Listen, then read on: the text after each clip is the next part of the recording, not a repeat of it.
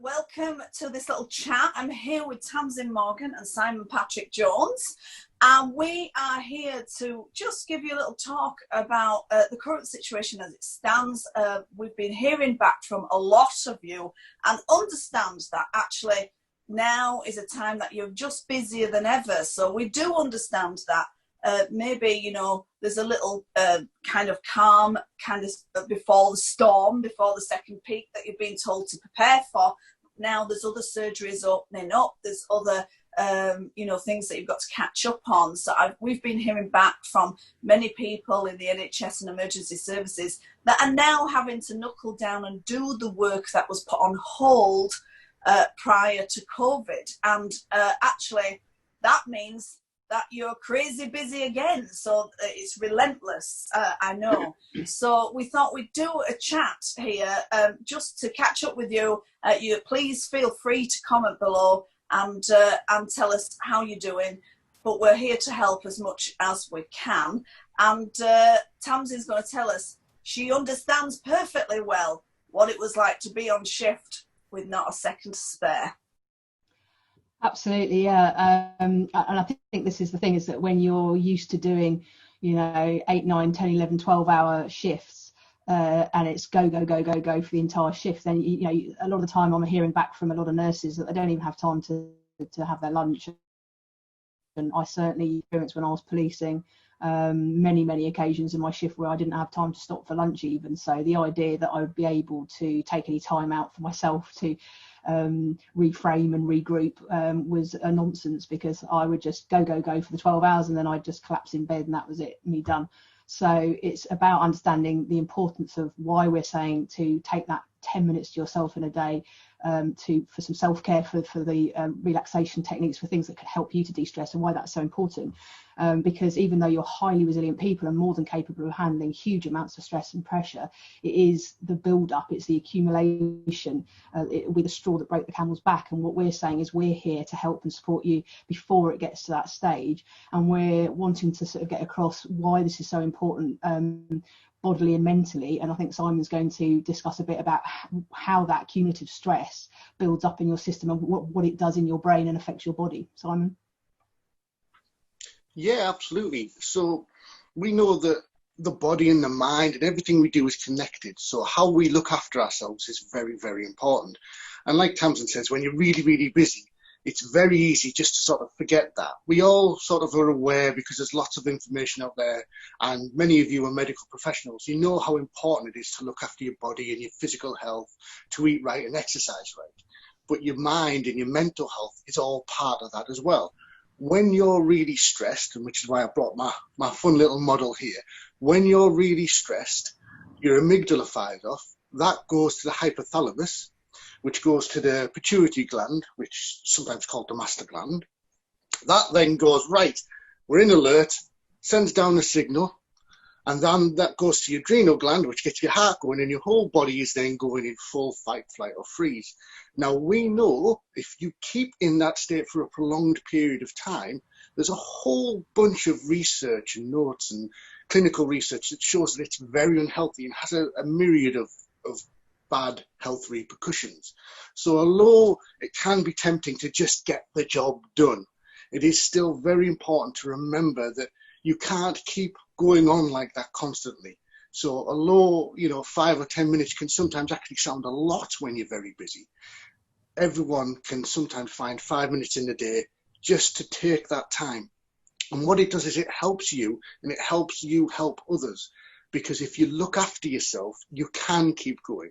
But if you keep going at that pace all the time, we all have our limitations. Yes, they're different for all of us, but we all have our limitations. So it's very important to remember to take into account all the bits that are in for our health. So that's, you know, that's how you eat, that's your nutrition, which I know I'll talk about very shortly. That's looking after your exercise, that's looking after your mental health, it's looking after all the different parts. I mean, I'll pass you over to Anna now just to explain a bit further, but it's just to let you know that your mental health is a big key component in the rest of your health. And I'll let Anna explain nutrition because she's much cleverer than me. Yeah, we know that research has proven it. You know, you can get stressed like that, but it can take hours and hours for that stress to come out of the body. So we differentiate between physical, mental, nutritional, emotional health, but the body doesn't, and that's why you can get very psychologically stressed and you'll have a physical response. So what we've been hearing back is after a long shift with no food and the adrenaline pumping and a lot of work to do, people have been unable to sleep. Maybe they've had the shakes, the adrenaline shakes. Maybe they might have had anxiety. You know, there's a physical response in the body to that stress. And so that's why we need to kind of combat that. Now, the body's very clever and it's designed to do everything for the good of you. So when the adrenaline and the cortisol gets too high, suddenly the fatigue will kick in. It'll make you want to snack. It'll make you slow. Suddenly you'll feel a bit lazy, but what the body's trying to do is slow you down. And then suddenly you're on a shift where you're wading through treacle. Yeah, so we need to interrupt the patterns of stress hormone in order for you to carry on in your shift.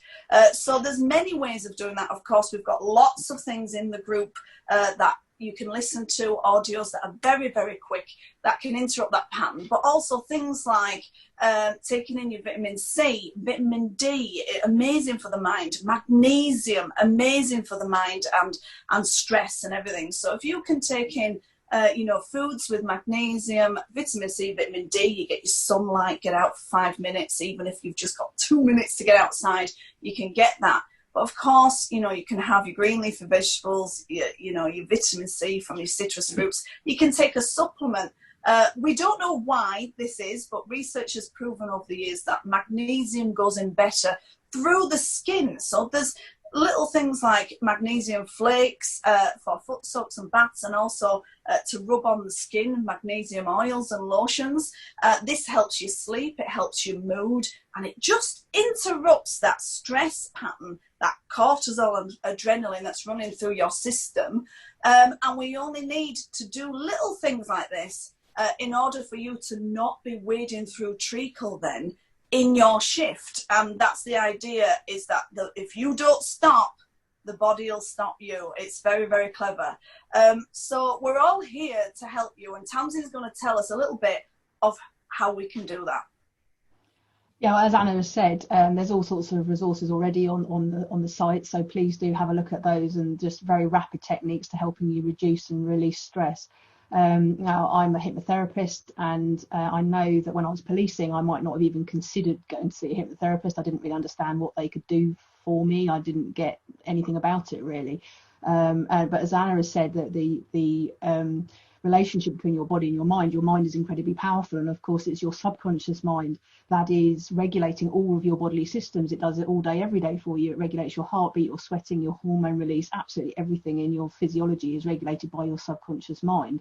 It does it automatically. You don't have to sit there and think that I need to breathe in and breathe out and breathe in and breathe. It would drive you potty. So it does it automatically for you. So your subconscious mind does all this for you all the time. It's just not used to being asked to do something deliberately, intentionally. Whereas when you're working with a hypnotherapist, they can ask your subconscious mind to regulate that stress system for you, to actually sort out the stress chemicals that come out. They can ask to release that stress, take that pressure off, calm down the fight, flight, freeze response, which is what's going on when the stress hormones are released, cortisol, etc., as Anna was talking about. So it's a very powerful way of de-stressing and sorting out anxiety, and so much more than, I think, if anyone has ever heard of hypnotherapy, they might think I've heard that it's helpful with stopping smoking, but there is so much more that can be done with hypnotherapy, and there's so much more that can be done with it than even we've put in the relaxation techniques that we provided for you. It's not just about those relaxation techniques. All of us, and we're not all in this group hypnotherapists, we all have a whole range of techniques and disciplines that we're trained in, and all of those can help support you. So if you are feeling that you're reaching that point of and you're getting that really stressed response, then please do contact us. You can book in for a one-to-one. We're offering a free therapy session for you. So whatever you might think about hypnotherapy or anything else, this is your chance to explore it and to see how powerful it can help you. And I've noticed that some of the people in the group have said, you know, I've been listening to mindfulness apps and stuff and it hasn't really helped. And therefore, if you're one of those people that's been looking at our relaxation techniques and you're finding that it's not getting you to sleep, it's not helping you in that way, please contact one of us for a one-to-one, because we have so many more tools in our toolkit. We have so much more we can offer beyond that, and there'll be reasons why that's not working out for you that we can explore and work out with you a way of combating that. So please do contact us. We're offering for free to spend our time with you, to support you, because we know how much you're doing for all of us, and we are so appreciative of what you're doing, and we understand the tremendous pressure you're under. So please do contact us, and I'm sure Simon will say, you know, that this is the intention, that he set up this group in the first place in order to be there for you guys on the front line. Simon? Yeah, absolutely. I've got a lot of friends, I've got a lot of family that work in the front line. That's the police, that's the fire service, that's the NHS. My cousin used to be a paramedic in London. She actually was the one that wrote the book, True Lives of a Paramedic. So I've got family all in frontline, and it is important to me that you get the help and support that you do need, because we all need it. And you are, and we appreciate you are doing a very difficult and stressful job all the time anyway. But in this situation, it goes above and beyond. So this is why, and this is the purpose of why I set up this group and got fantastic people like Anna and Tamsin on board to be there to help you. And we know it's important to keep those mental health things in check and help lower those stress when it gets too much. Because everybody knows the importance of sleep and rest. And as Anna and Tamsin have said, these things get interrupted by high levels of stress and anxiety and things like that. Even going to what Anna was saying about cortisol, we know if you look into the neuroscience, cortisol lasts in the brain for about an hour or two.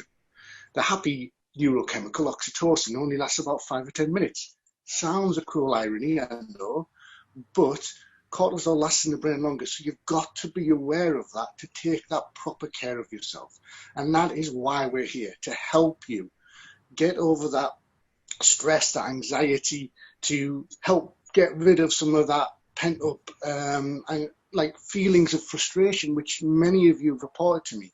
My wife herself works in a very busy hospital, so I understand very much, you know, what you're going through, and we are here to help you. So please, as Tamsin said, just come and ask us. That what we put on there are really good general self-help techniques, but it's understandable that some of you will need that personal help to make it right and specific for you, and that's what we're trained to do. We can all give you that self-help things and stuff like that, and we'll continue loading them, and we'll continue putting good things on there for you. And if there's anything you want to see or hear, just ask us and we'll get that loaded for you. But if you need that help, come and ask us. That's what we're here for. I'll just pass you over to Anna now. We'll just add a little bit more, but please do get in contact if you need that help. So thanks for listening, guys, and taking time out of your busy schedules. We just thought we'd leave a little chat up there. We are not the only ones in the group. There is quite a gang of us now that have given up our time in order to be here to help you. So we just want to say thanks for listening and thanks for your service.